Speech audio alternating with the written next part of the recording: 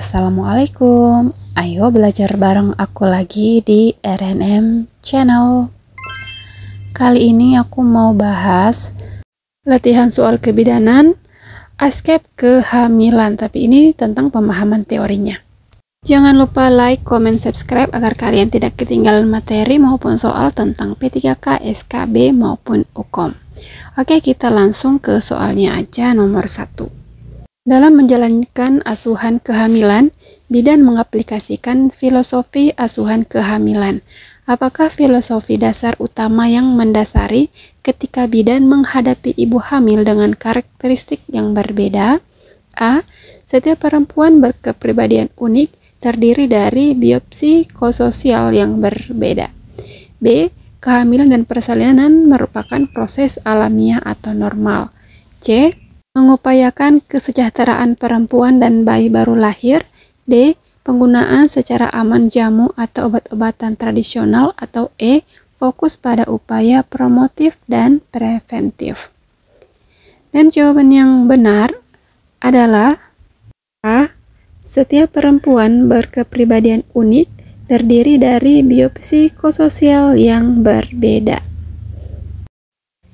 Pada prinsipnya, filosofi asuhan kehamilan merujuk pada filosofi bidan. Ini meliputi sebagai berikut. Yang pertama, kehamilan dan persalinan merupakan proses alamiah dan bukan proses patologis, tetapi kondisi normal dapat menjadi patologi atau abnormal. Yang kedua, setiap perempuan berkepribadian unik di mana terdiri atas biopsikososial yang berbeda, sehingga dalam memperlakukan klien satu dengan yang lainnya juga berbeda dan tidak boleh disamakan. Yang ketiga, mengupayakan kesejahteraan perempuan dan bayi baru lahir. Ini dapat dilakukan dengan berbagai upaya, baik promosi kesehatan melalui penyuluhan atau konseling, maupun dengan upaya preventif misalnya pemberian imunisasi TT ibu hamil dan tablet tambah darah. Yang keempat, perempuan mempunyai hak memilih dan memutuskan tentang kesehatan, siapa dan di mana mendapatkan pelayanan kesehatan. Yang kelima, fokus asuhan kebidanan adalah untuk memberikan upaya preventif atau pencegahan dan promotif atau peningkatan kesehatan. Dan yang keenam, mendukung dan menghargai proses fisiologi. Intervensi dan penggunaan teknologi dilakukan hanya atas indikasi. Membangun kemitraan dengan profesi lain untuk memberdayakan perempuan. Oke, untuk soal nomor 1 sudah terjawab. Kita lanjut ke soal nomor 2. Apakah upaya preventif yang dapat dilakukan dalam asuhan kehamilan sesuai dengan filosofi asuhan kehamilan? A.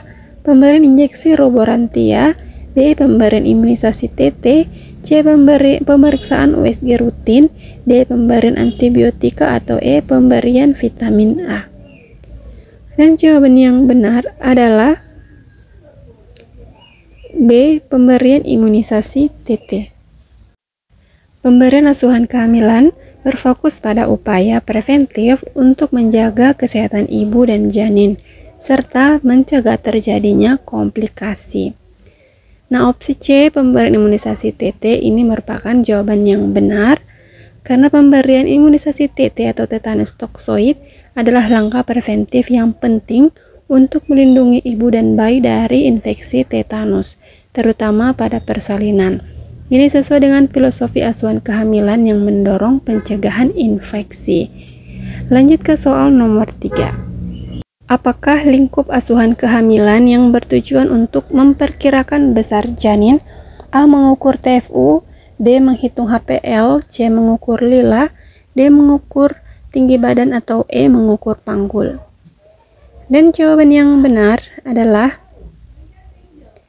A. Mengukur TFU. Dalam asuhan kehamilan, memperkirakan besar janin merupakan bagian penting untuk memantau pertumbuhan dan perkembangan janin. Untuk soal nomor 3, jawaban yang benar adalah A. Mengukur TFU atau tinggi fundus uteri. Mengukur TFU adalah metode yang digunakan untuk memperkirakan ukuran janin dalam rahim berdasarkan tinggi fundus uteri. TFU membantu mengidentifikasi pertumbuhan janin yang normal atau potensi gangguan pertumbuhan, sehingga merupakan langkah utama dalam memperkirakan besar janin. Lanjut ke soal nomor 4. Apakah lingkup asuhan kehamilan yang terkait dengan gaya hidup dan sosial budaya? A. Kehamilan dan persalinan merupakan proses alamiah atau normal. B. Mengupayakan kesejahteraan perempuan dan bayi baru lahir. C. Penggunaan secara aman jamu atau obat-obatan tradisional. D. Perubahan ketidaknyamanan selama kehamilan. Atau E. Melakukan pengkajian kehamilan. Dan jawaban yang benar adalah C. Penggunaan secara aman jamu atau obat-obatan tradisional. Dalam asuhan kehamilan, aspek sosial budaya dan gaya hidup berperan penting karena berhubungan dengan kebiasaan dan kepercayaan yang dapat memengaruhi kesehatan ibu hamil dan janin. Untuk soal nomor 4, jawaban yang benar itu C. Penggunaan secara aman jamu atau obat-obatan tradisional.